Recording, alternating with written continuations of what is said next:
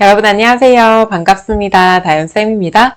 오늘은 전산회계 1급 102회차 실무풀이 하도록 하겠습니다. 1번 문제는 기초정보관리 문제죠. 1번 보도록 할게요. 거래처 등록 메뉴에서 신규 거래처를 등록하시오. 단 주어진 자료 외에 다른 항목은 입력할 필요가 없음. 자, 거래처 코드, 거래처명, 대표자 성명, 여기 나와 있는 내용들 그대로 입력해 주시면 되겠고요. 사업장 주소를 입력하실 때에는 우편 번호는 생략하시면 됩니다. 바로 입력해 보도록 하겠습니다. 프로그램에서 기초정보관리 메뉴에서 거래처 등록 클릭해 주시고요. 거래처 코드 7171, 주 천전상사, 1번 매출, 사업자 등록번호 오타 없이 넣어주시고요. 대표자 성명 이부천, 업태는 도매, 전자제품, 주소는 타이핑 지시면 되시죠?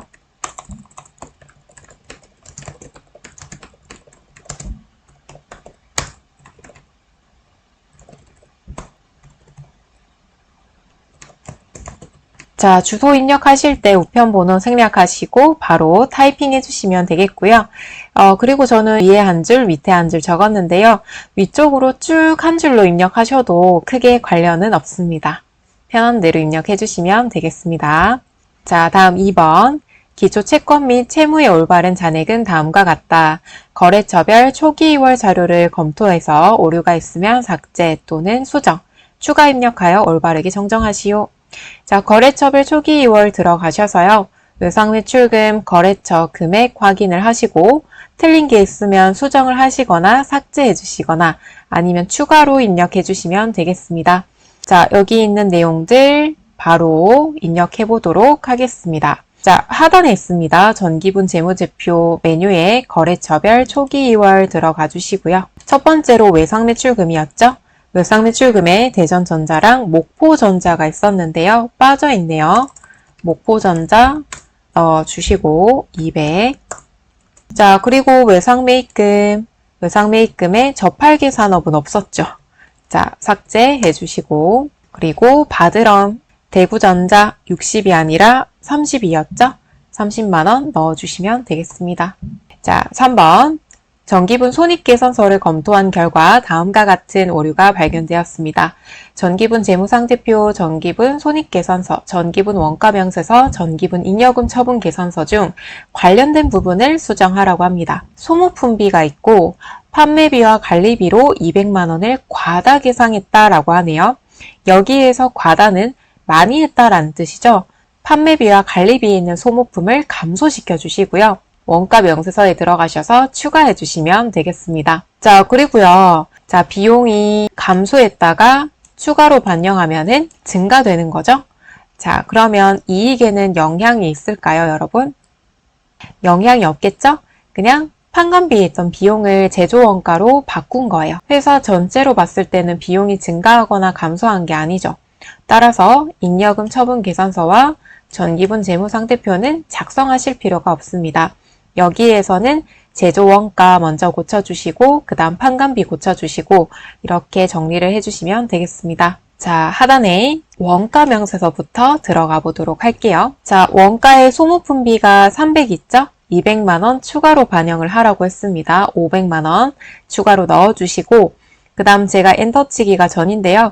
11번을 보시면 단기제품 제조 원가가 3억 518만원으로 잡혀있죠. 근데 제가 엔터를 치면은 200만원 추가한 금액 3억 718만원이 뜹니다. 이 부분 체크해 주시고 그 다음 전기분 손익계산서에 들어가 주시고요. 여기에서 소모품비 200만원 과대 계상했다라고 나왔기 때문에 200 감소시켜 주시고요. 그 다음 제품 매출 원가에 들어가시면 단기 제품 제조 원가가 있습니다. 자, 우리 아까 원가 명세서에 200만원 추가를 시키면서 단기 제품 제조 원가가 3억 718만원이었죠. 그래서 얘를 수동으로 고쳐주셔야 돼요. 수동으로 고쳐주시고 확인. 자, 여기까지 하시면은 다 완료를 하신 거고요.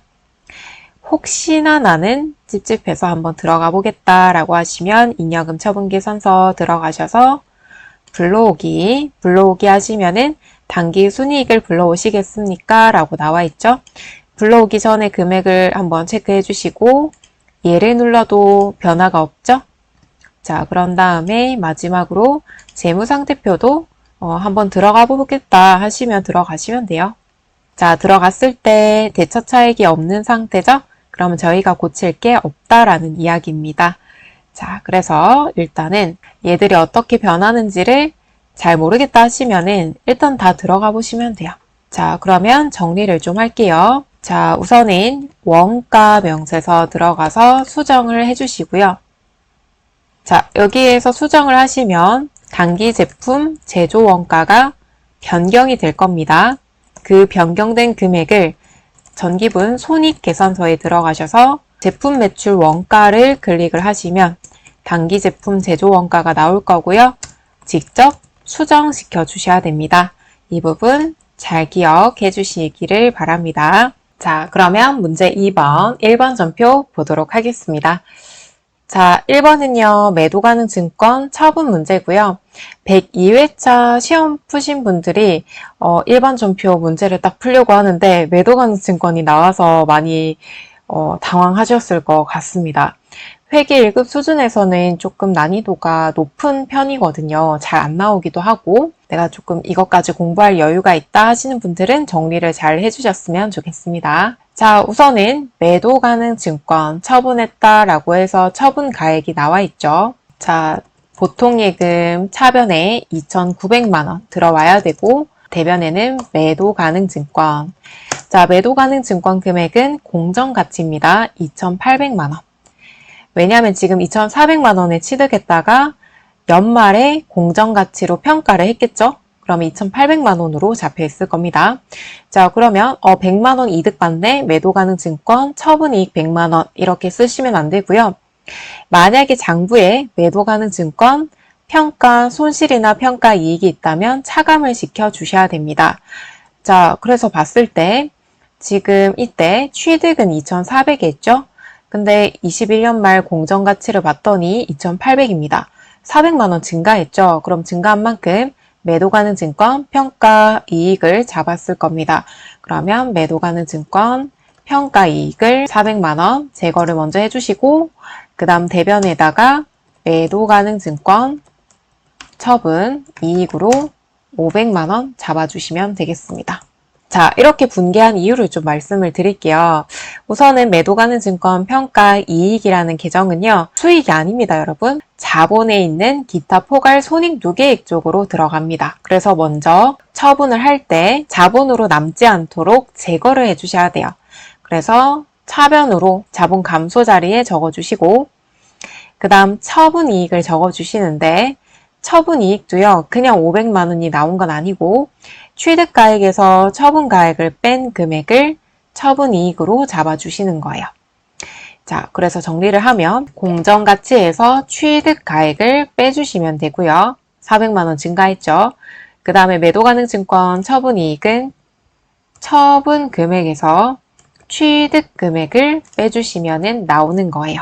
이렇게 해주시고 자, 그러면 이 분개를 하시려면 첫 번째 매도 가능 증권 평가 이익이나 평가 손실이 있다면 제거를 해줘야 된다라는 거를 꼭 기억을 해주시고 제거한 다음에 남은 잔액을 처분 이익으로 적어주셔도 되고 아니면 처분 금액에서 취득 금액 빼고 남은 금액을 적어주셔도 됩니다.